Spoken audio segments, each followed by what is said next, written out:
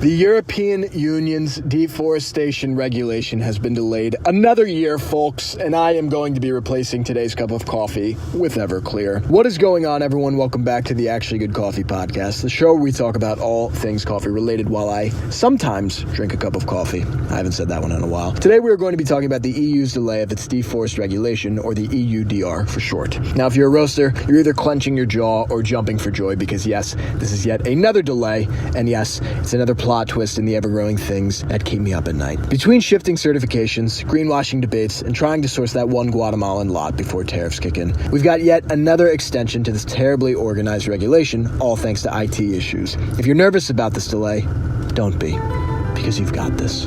And if you're jumping for joy, then buckle in, because I have some terrible news for you. So a quick recap on the EUDR. Back in 2023, the EU passed Regulation 2023/1115, known as the EUDR, which would require that commodities like cocoa, beef, soy, timber, rubber, and coffee be traced to prevent deforestation-linked imports. The original compliance deadline was December 2024, but in 2024, the EU delayed it by a year to 2025 for larger operators and mid-2026 for smaller ones. Then, on September 23rd, 2025, the European Commission initiated the process to pass another 12-month postponement, pushing enforcement out to December 30th, 2026 for large firms. For those of you wondering, that does not mean that this is 100% official, but there is a very high likelihood that this passes. You might also be wondering, why the delay? The EU cites IT system capacity issues. The digital platform businesses must use to upload geolocation data and due diligence statements just isn't robust enough yet. The fear is that moving forward with it now could disrupt trade flows and create compliance chaos. The Commission says this time will allow for smoother implementation and give operators more breathing room.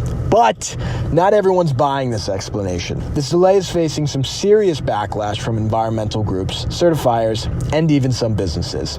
In more recent news, I was just reading an article talking about the Fair Trade Organization, which is one of the largest organizations. I believe it is the largest certified organization that works with coffee. They're actually one of the few that is supporting this delay. Recently, they've stated that while recognizing the significant investments many stakeholders have already made to align with the regulation and applauding their efforts to protect forests, fair trade also emphasized the difficulties small-scale farmers face. But on the other hand, companies, especially in the specialty coffee space, have already invested in traceability, satellite mapping, and compliance systems. A delay like this punishes those who moved early and rewards those who waited. Critics argue that blaming IT systems is a weak move.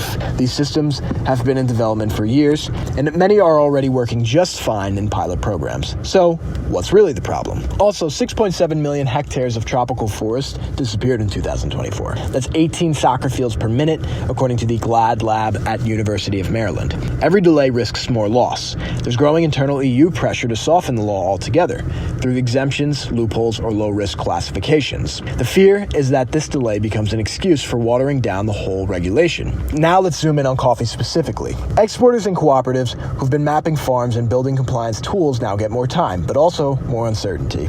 Will this law change again? Will data requirements shift? Are we wasting valuable time and resources to comply to a system that keeps changing? This delay could slow momentum. Some players may hit the brakes on sustainability investments altogether, which would hurt long-term improvements to farming practices, because producers in high-risk countries like Brazil, Ethiopia, or Congo are left in limbo. They're still preparing, but now unsure whether enforcements will actually happen.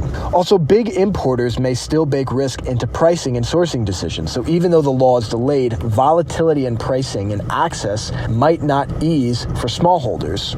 So what does this mean for roasters in the US? Let's not forget, you don't have to be in Europe for the EUDR to affect you. That one really shocked me when I found that out. If you're exporting roasted coffee to the EU, or even green coffee in partnership with an EU brand, you'll likely still be required to prove compliance, regardless of where you're located. Your coffee will need traceability data. Expect to see third-party certifications like Rainforest Alliance or the Regenerative Organic Alliance become shorthanded for due diligence. Even with delays, EU buyers will prioritize traceable, deforestation-free lots.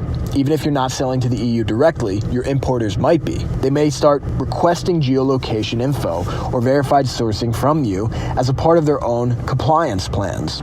This puts indirect pressure on small to mid-sized roasters as more exporters layer in compliance costs, digital traceability, tech tools, and legal reviews. Some of that overhead will eventually be passed down to buyers. Expect green coffee prices to inch up in traceable segments, even in the US. However, roasters who already go beyond minimums and invest in transparency now could stand out, both to ethical consumers and to the EU partners looking for reliable suppliers. Think of it like building your brand's sustainability resume early. I think a delay like this is obviously frustrating and potentially very harmful. Not because we don't need time to prepare, but because every delay makes it more tempting to give up, cut corners, not take the EUDR seriously, and puts people's focus on other fires that need to go out. But while the pressure of this regulation fades away yet again, traceability isn't going away. Climate pressure isn't going away. Customer scrutiny is definitely not going away. So here's what I think you should be doing right now, whether you are a farmer, importer, roaster, or consultant. Number one, don't let your foot off the gas. Keep working on traceability and origin documentation if you know the EUDR directly affects you. Number two, align with certifications that will help you improve compliance later. This will make it easier later on. Number three, talk to your importers, ask what they're doing to prepare. Find out how it will affect you and what you can do now to mitigate the upcoming battles.